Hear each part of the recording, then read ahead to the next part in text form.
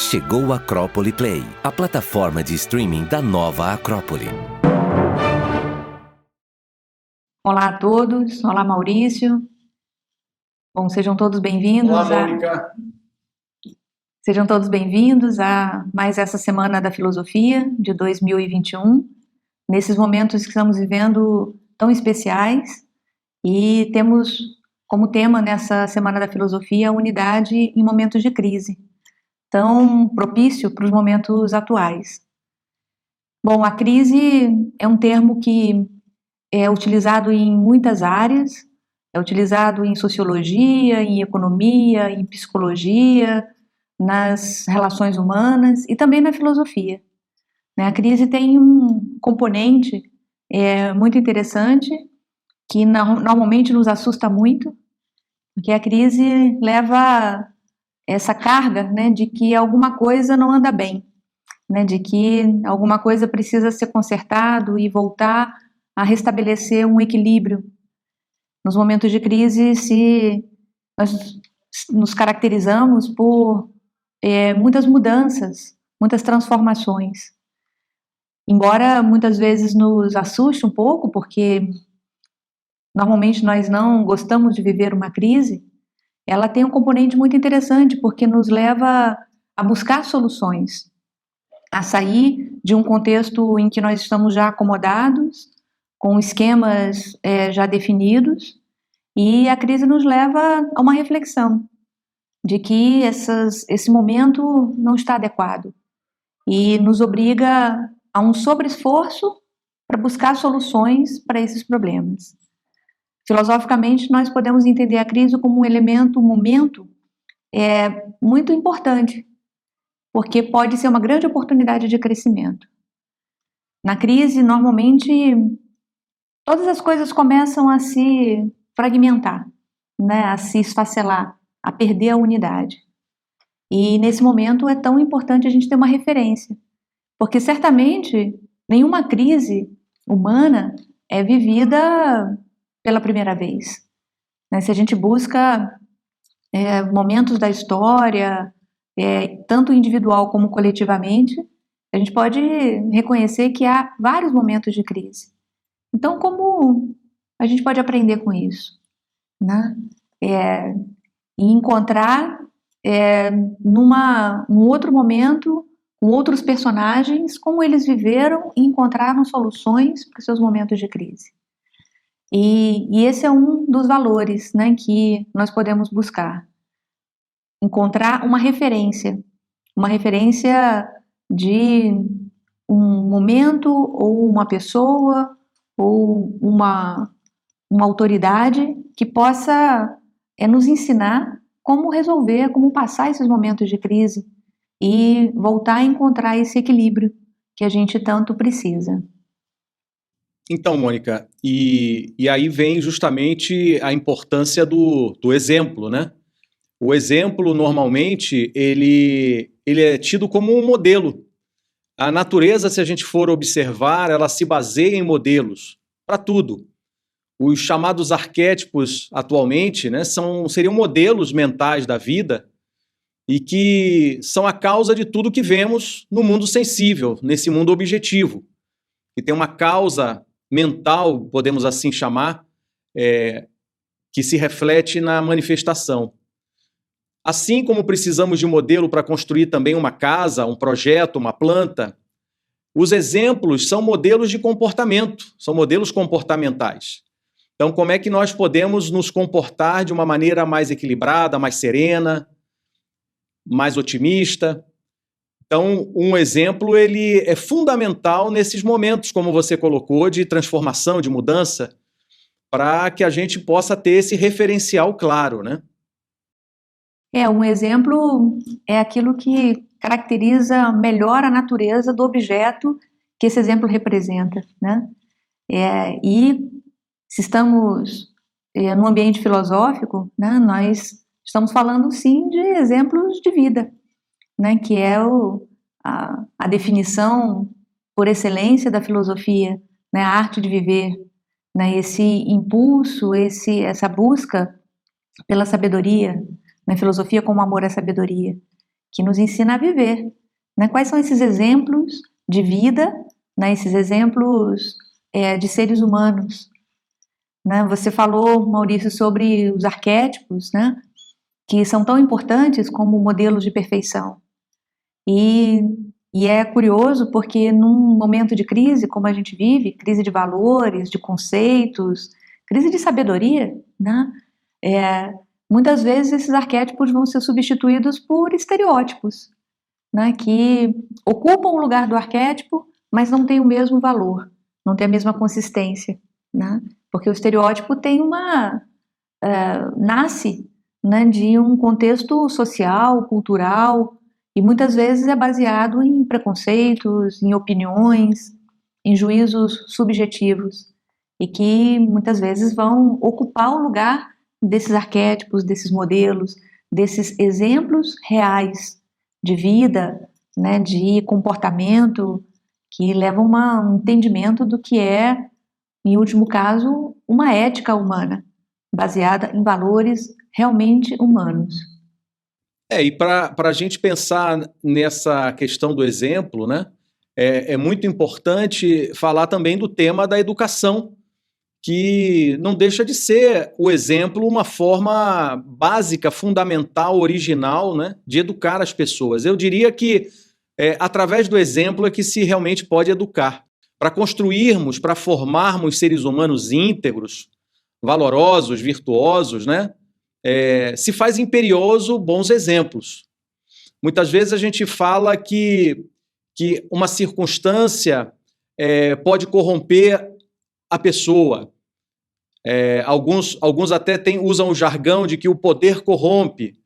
E o que a gente tem observado através da tradição filosófica é que, na realidade, é bem ao contrário, né? Essa falta de poder interno, quando não existe uma educação eficaz que faça aflorar esses valores que todos nós trazemos no nosso íntimo, de fortaleza, de temperança, de otimismo, de humildade, de generosidade, aí sim o ser humano se torna facilmente corruptível, sendo numa circunstância ou em outra, né? Por outro lado, quando a gente consegue formar seres humanos realmente através de uma vivência prática de valores, por pior que sejam as circunstâncias, por maiores que sejam as crises, o que a gente percebe é que as pessoas se mantêm íntegras.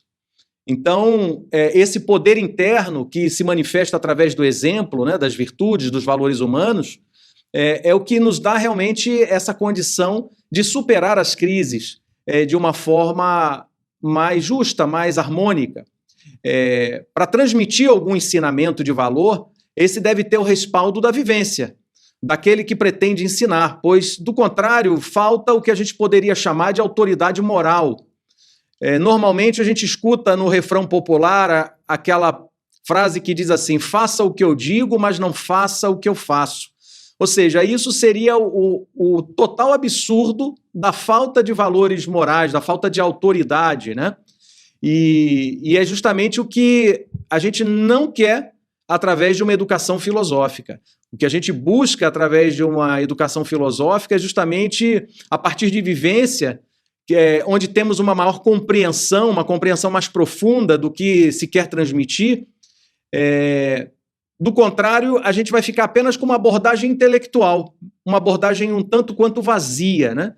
Que só alcança a superfície do conhecimento de um determinado tema que queremos transmitir, faltando a profundidade da experiência viva, que também vai dar vida e compreensão ao ensinamento que se pretende transmitir. Para você ver, né, o poder, né, a importância dos exemplos.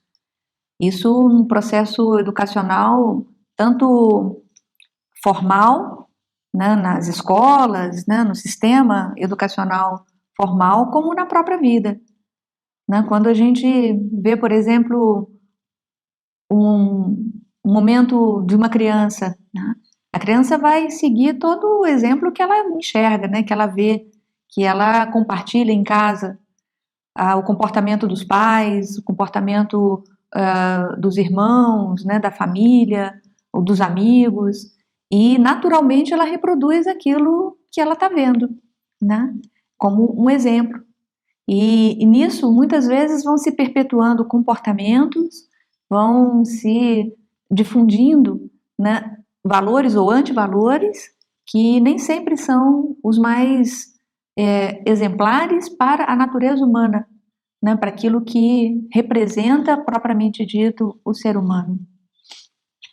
Há um relato que é muito interessante, que foi recolhido num documentário sobre valores humanos. Esse documentário reunia alguns depoimentos que falavam sobre como cada um identifica o que é o ser humano, né? Como define o ser humano.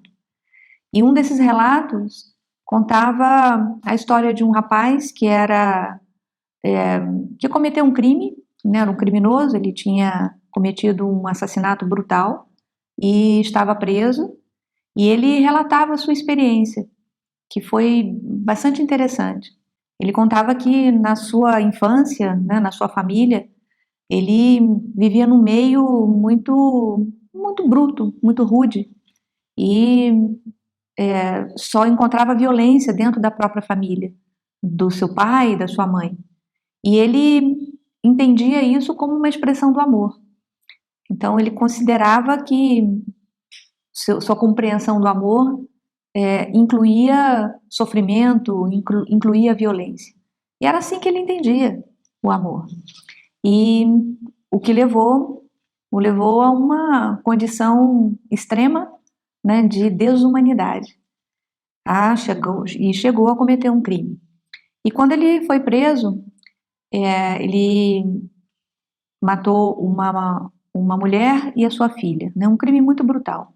E quando ele foi preso, a mãe dessas vítimas fez questão de conhecê-lo na cadeia e tratou de estabelecer um contato com ele e o visitava frequentemente. E foi uma experiência para ele muito transformadora, porque esse exemplo, né, de perdão, de amor, vindo de um lugar menos previsível, menos esperado, né, de uma pessoa que sofreu muito com as ações dele, mostrou para ele um conceito mais real e mais profundo de amor. Esse é um relato que eu considero muito interessante porque nós vemos aí dois tipos de exemplo, né? Um exemplo muito ruim, desumano, que distorce, né, que deforma a compreensão da vida, a compreensão dos valores, do que é a humanidade, e a redenção, podemos dizer assim, dessa redescoberta ou correção de um conceito, de uma realidade, de uma vivência, também realizada através de um exemplo humano. Então a gente identifica isso a todo momento, né, como os exemplos são capazes de transformar tanto exemplos negativos, que vão moldando, né, que vão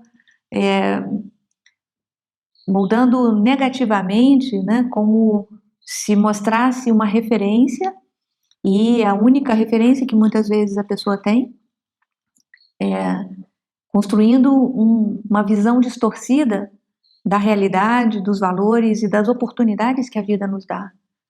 E o contrário também, né, de exemplos que são inspiradores ao extremo, que poderíamos colocar, inclusive, num patamar de extraordinário, porque não são exemplos comuns, né? São exemplos humanos que transcendem o status quo, né? A média, né?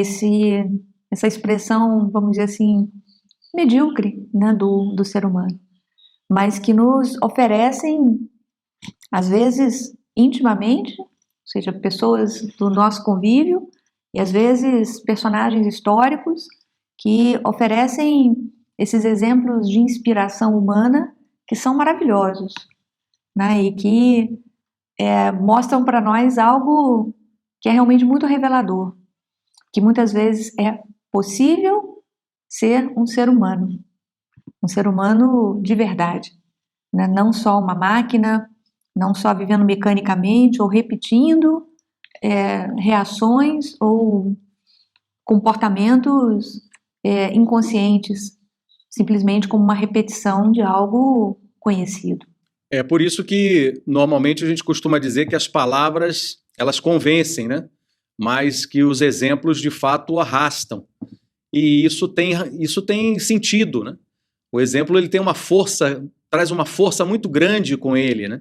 E é capaz de realmente transformar as pessoas. E o bom exemplo é aquele que representa um alinhamento das nossas ações com as nossas palavras, com as nossas emoções, com os nossos pensamentos, e que permite que a nossa parte mais nobre, que podemos chamar de moral ou filosófica ou espiritual, possa se manifestar de fato, né?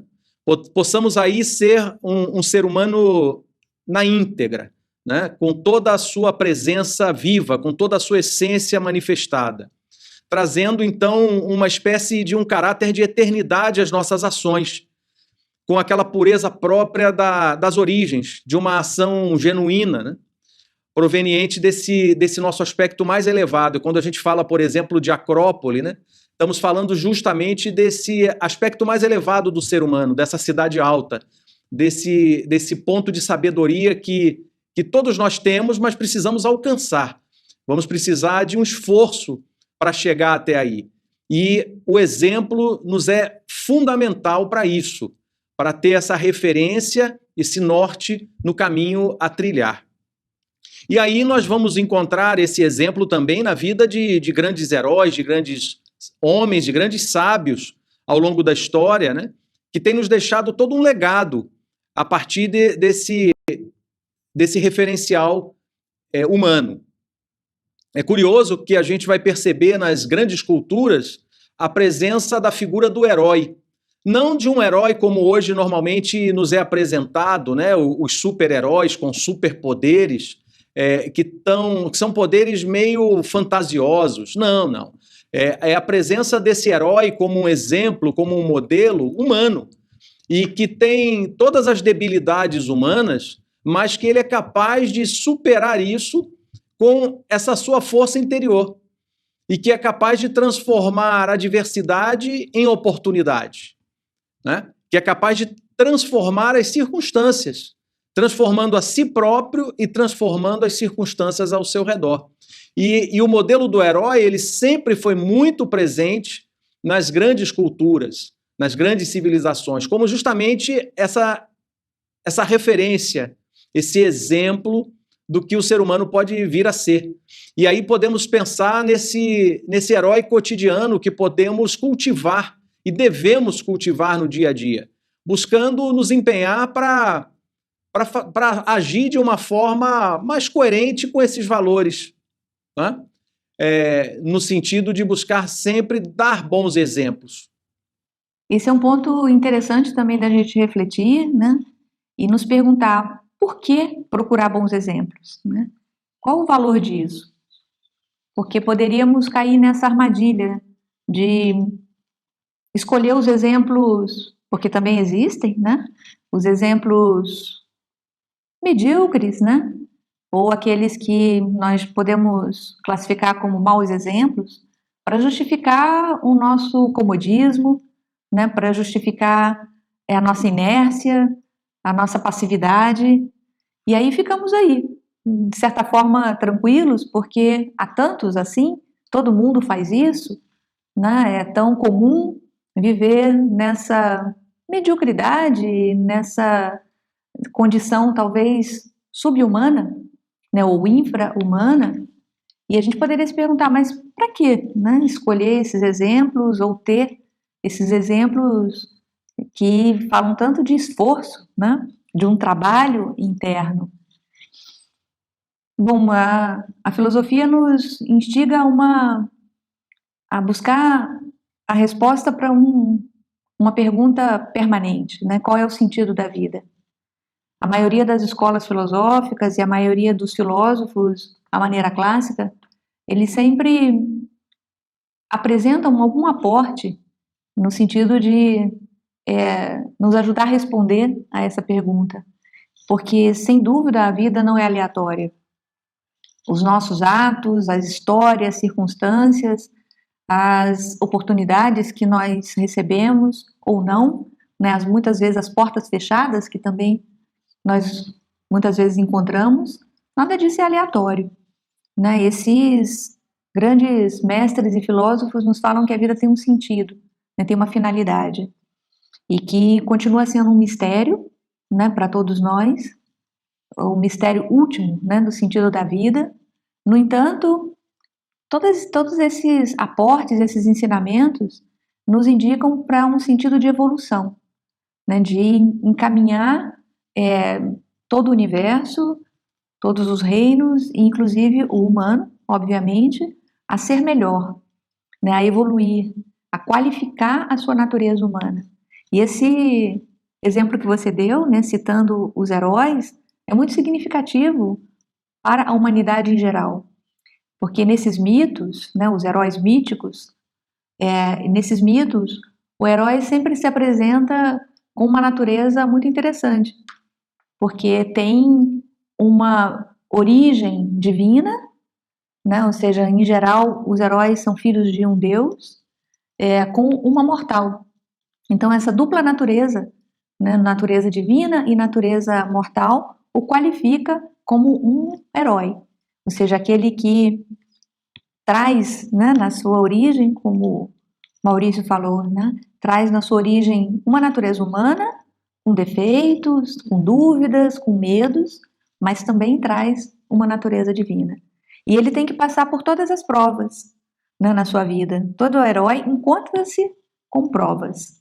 Isso é muito bacana da gente entender como símbolo, né, dentro de um mito, porque as provas é que vão legitimar essa condição heróica. E, finalmente, após passar essas provas, ele se afirma, se consolida como um ser divino. É um exemplo espetacular no sentido da evolução humana, né? E esses heróis são muito inspiradores, porque nos lembram justamente essas potências divinas que todo ser humano tem, as suas virtudes, né? As suas qualidades que só vão vir à tona se forem provadas, né, se forem colocadas à prova, inclusive nos momentos de crise. E além desses heróis, a gente encontra os mestres, né, esses sábios. O que é um mestre, senão aquele que sabe encontrar a solução para um problema, sabe qual é a melhor conduta para uma determinada circunstância, sabe como resolver conflitos, ou seja, um sábio é aquele que sabe, na prática, né? Não sabe só informações, mas é aquele que sabe e está disposto a ensinar. E essa é a outra chave, né, muito importante, porque aquele que está disposto a ensinar, quando encontra alguém que está disposto a aprender, a colocar em prática aquilo que ensinou, aquilo que recebeu de ensinamento, se estabelece aí uma corrente, né, uma corrente que vai unindo esses exemplos de vida e esse treinamento, porque um exemplo de vida nos propõe um treinamento, né, um exercício cotidiano, colocar em movimento, colocar em ação aquele exemplo, aquele modelo, aquela referência que a gente recebeu porque almejou, né, porque desejou encontrar um exemplo, encontrar essa referência de vida. Um processo de evolução, né, que a vida nos apresenta, concebe degraus, né, passos desse desenvolvimento, degraus de conquista, de aprendizado, de afirmação, né, de consolidação de um aprendizado anterior. Então, Mônica, é por isso, né, que normalmente nós escutamos sempre os ensinamentos que dizem: se quiser fazer crescer a sua alma, terá que exercitá-la incansavelmente, todos os dias. Assim como um atleta que queira chegar a uma alta performance, só o fará se realmente tiver muita disciplina, muita determinação e muita perseverança nesse caminho, né, de constância na sua aplicação, na prática. Não é diferente para os valores filosóficos que o ser humano queira aquilatar. Ele vai realmente precisar de muita prática. E não precisa de um exercício especial.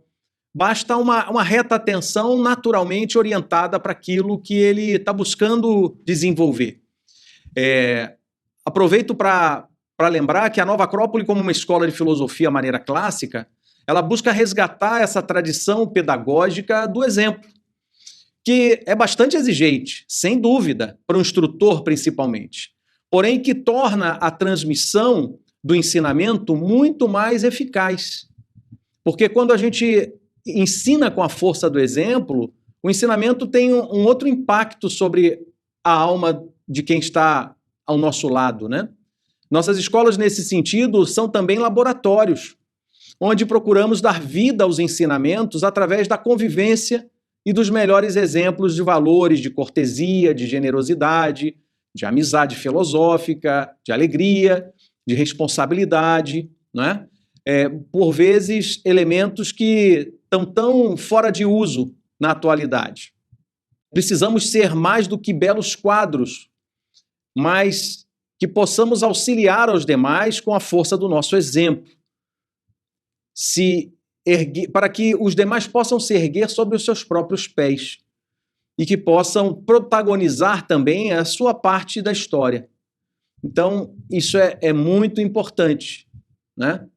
Essa disponibilidade, né, que o instrutor tem de mostrar, né, com o seu exemplo aquilo que ele está vivendo, é verdadeiramente um ato de amor, né? Ou seja, nem sempre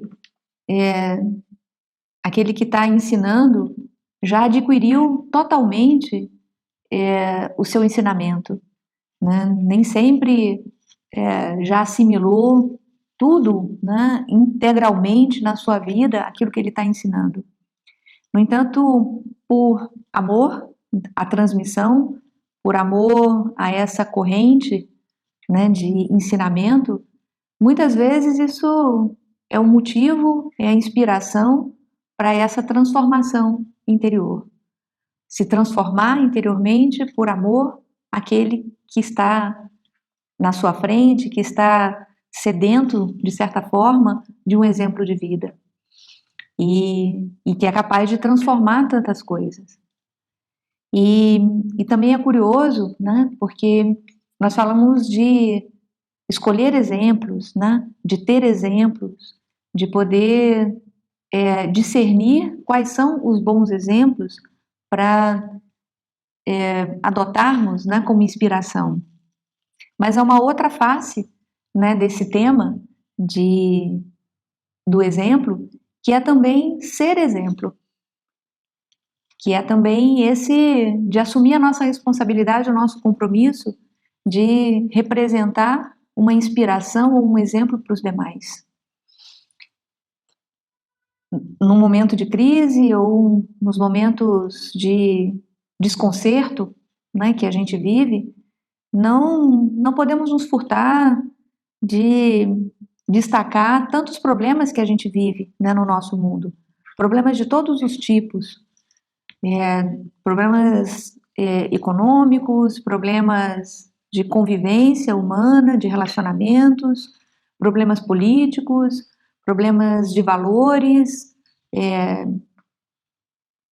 de todo tipo, né? Até os mais contundentes, como a fome, a guerra, a violência e tantos outros que nos afligem, né? E que não nos deixam tranquilos para viver a nossa vida.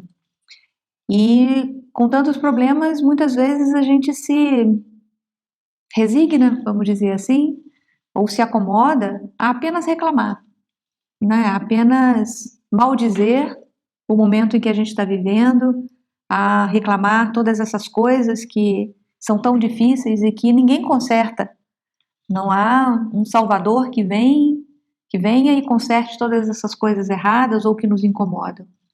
E muitas vezes a gente opta por essa posição cômoda de reclamar e de identificar e de listar todas as coisas erradas ou ruins ou os problemas que nos afetam.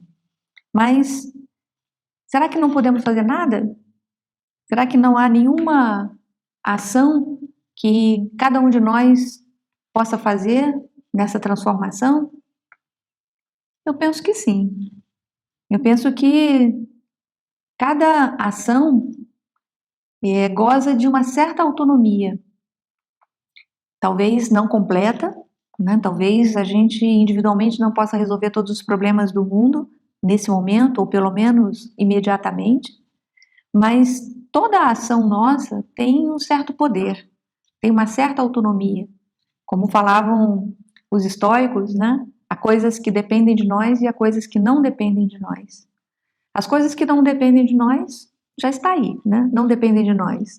Ou seja, não podemos atuar, né, na sua resolução. Mas há muitas coisas que dependem de nós. E se a gente se ocupasse dessas coisas que dependem de nós?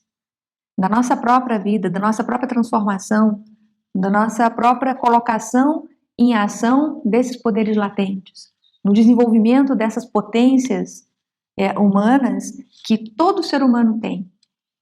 Talvez essa transformação viesse mais rapidamente, através do nosso exemplo. Ainda lembrando os estoicos, né, na sua doutrina, eles afirmavam que este é o melhor dos mundos. Isso é muito curioso, às vezes nos assusta um pouco, porque eles diziam, não há mundo melhor do que esse. Esse é o melhor mundo que a gente poderia pensar e imaginar. E às vezes isso é entendido como uma espécie de alienação, né? Como assim, né? Esse mundo cheio de problemas, cheio de defeitos. Os estoicos não eram alienados, né? O estoicismo era uma escola de filosofia muitíssimo interessante, que nos aporta soluções bem práticas para momentos de crise, para momentos de adversidade. E eles entendiam que esse é o melhor dos mundos, porque é um mundo que nos coloca à prova. É o melhor mundo porque é o que nos cabe. Não porque ele é perfeito, não porque ele já está resolvido, acabado, né, aperfeiçoado, mas porque ele é o que a natureza nos oferece, nos providencia, né, que é o conceito de providência e também de destino que os estoicos trazem, que a natureza oferece, providencia para esse nosso momento de evolução, individual e coletivamente. Então é o melhor dos mundos. Não poderíamos sonhar com o outro, porque isso é o que nos cabe. Isso nos proporciona todas as possibilidades de desenvolvimento de valores humanos. E eles acompanham, né, esse conceito, essa compreensão do mundo com muito otimismo, com muita força de transformação. Então, no lugar de reclamar ou maldizer ou lamentar os momentos de crise ou os momentos de adversidade, talvez uma posição, uma postura verdadeiramente filosófica seria assumir o nosso papel nessa transformação. Assumir com compromisso e com responsabilidade a também sermos exemplo. A também sermos exemplo de vida. A colocar em marcha uma transformação, uma construção de nós mesmos, como seres humanos, e também do mundo. Há uma máxima popular que sempre me traz muita reflexão, que diz que não há algo pior do que ver alguém realizando aquilo que nós consideramos impossível.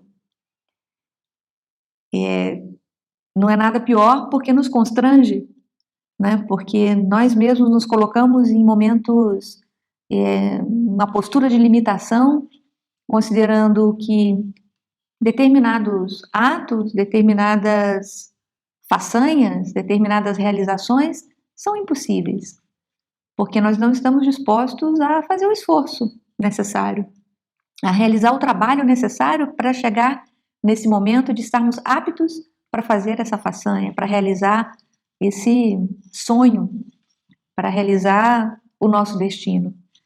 E aí muitas vezes definimos assim, isso é impossível, isso não dá para fazer.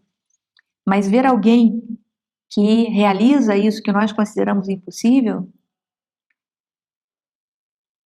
para mim não é ruim, Pelo contrário, para mim é muito inspirador, me dá muita esperança, me dá muita alegria e esperança na humanidade. Porque se um ser humano é capaz de fazer um ato extraordinário, um ato de justiça, um ato de amor, um ato de generosidade, um ato de coragem, significa que todo ser humano também é capaz de fazer. E esses exemplos estão aí para nos provar isso, nos provar a natureza humana, o potencial que a natureza humana tem. É por isso que a gente ouve também sempre dizermos, né? É o exemplo que move os povos e não são apenas belas palavras, né? E outra coisa importante, Mônica, que me ocorre é que não devemos fazer apenas aquilo que nos dá prazer. A gente hoje vive num mundo onde tudo está direcionado pela satisfação, pelo prazer que aquilo possa nos trazer. Mas além do prazer, devemos fazer aquilo que devemos, que nos cabe como dever cumprir. E não há maior prazer do que, como se costuma dizer, o prazer do dever cumprido. E isso é muito importante da gente resgatar, né? Como você bem falou, esse exemplo por amor aos nossos semelhantes, que deve obrigar a todos nós a esse trabalho pedagógico. O que se realiza e se confirma principalmente através do esforço que fazemos por dar um bom exemplo, né? Então não basta apenas ensinar, temos que viver e ensinar os demais a viver. E precisamos aprender a canalizar então essa força da nossa alma através do exemplo. A vivência do exemplo vai fazendo com que nós nos tornemos pequenos sóis, como um sol que rasga a sombra da matéria e espalha luz ao nosso redor, modificando o nosso entorno, as pessoas com as quais convivemos, ajudando a transformá-las em seres humanos mais plenos, mais felizes, ensinando-lhes também a acender a sua própria luz interior, né? E juntos promover esta grande transformação humana para fazer brilhar essa nova aurora dos tempos nesse momento de crise, de incerteza, de escuridão. Então, viva a força do exemplo. Esse tema do exemplo se encaixa numa face da filosofia, né, numa área de estudo da filosofia que é a ética, que nos fala de comportamento, né, de conduta, de ação, né, quais são os nossas melhores atitudes, as nossas melhores escolhas. E daí a importância de uma escola de filosofia, né, como você falava, que nos impulsiona nessas três vertentes, né, de filosofia, de cultura e de voluntariado, que nos educa nessas três vertentes, né? A filosofia como amor à sabedoria, e que nesse tema específico, né, nos aporta com essa área do conhecimento que é a ética, né, a ciência dos costumes, né, a ciência dos bons costumes, da boa forma de vida, né, das nossas escolhas, do nosso comportamento.